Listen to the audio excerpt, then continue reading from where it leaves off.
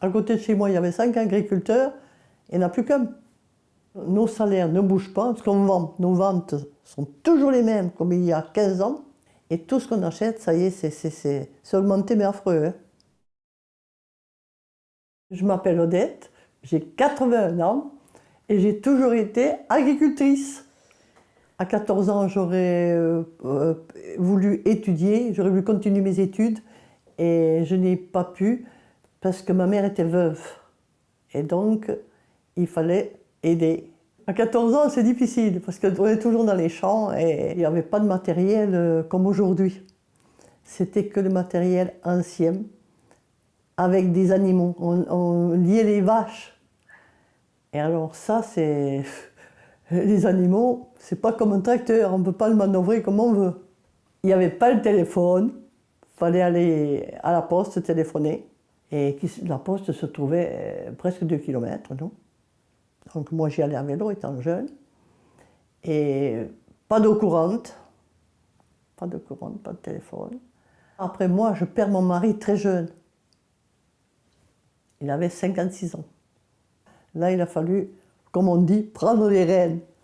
Voilà, prendre les rênes de la ferme. Oui. Alors le plus dur déjà, c'est l'hiver. C'est l'hiver, parce qu'il faut soigner tous les animaux, faire faire le fumier, c'est-à-dire faire leur litière. Après, s'il y a des petits veaux, les faire téter. D'abord, il faut les faire naître aussi, déjà, c'est compliqué. Bon, mais après, il faut les faire téter. Après, donc, aller dans les champs, souvent clôturés. Après, le soir, il faut recommencer la même chose qu'on a fait le matin. Resoigner les animaux, les soigner, les pailler, recommencer. Vous avez la comptabilité, le ci, le là, il faut tout gérer. Pour vendre les animaux, j'étais toujours confrontée avec des hommes. Et là, c'était difficile. C'est difficile. Pour une femme, c'est difficile. Ils étaient un peu coquins, les marchands. C'est-à-dire pour rouler, quoi. Ils veulent essayer de rouler. Comme c'est une femme, ils pensent qu'elle ne va rien savoir, donc ils essayent de te rouler, question argent, quoi. Femme d'agriculteur, agricultrice, tu n'es pas rémunérée, non? Ah ben non. Non. Pas du tout. Mais la retraite, c'est pareil. La retraite est minime. Bon, mais Gérard, son revenu, Gérard, c'est le fils, bien sûr. Eh bien, c'est pas fameux, quoi. Il n'est pas au SMIC, il en est loin. Hein. Et ils sont dessus parce que sa femme ne travaille pas à l'extérieur. Et nos primes qu'ils nous donnaient, il les diminuent. Alors que, s'ils avaient bien compris le fonctionnement de l'agriculture, ils devraient, au contraire, donner un peu plus, et là, tout le monde serait bien. Là, il y a eu des sécheresses presque 4 années en suivant. Donc, il n'y a plus d'herbe à ce moment-là.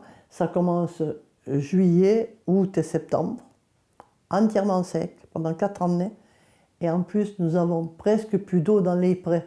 Nous avons des bacs d'eau, mais l'eau n'arrive plus. Donc, il faut emmener de l'eau avec une citerne. Le bio, c'est très bien, mais je ne sais pas si on pourrait nourrir la planète si on faisait que du bio, si tout le monde faisait du bio. Parce que ce n'est pas les mêmes rendements. Et pour refaire les petites cultures, les pommes de terre, tout ça, les pommes de terre, carottes, qu'on peut dire, le potager, il faudrait beaucoup de personnel, on y revient. Il faudrait beaucoup de main-d'œuvre. Et il n'y en a pas. Et il n'y en a pas de main-d'œuvre. Au contraire, ils sont qu'un ou deux dans les fermes.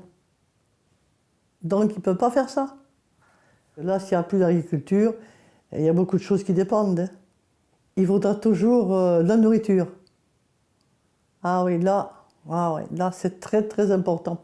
Il faut absolument le maintenir au contraire. Et on ne nous maintient pas assez. S'il n'y a qu'un agriculteur au lieu de 10, ça ne va pas, quoi. C'est facile à comprendre. Il n'y a pas besoin d'avoir fait des grandes écoles pour comprendre ça.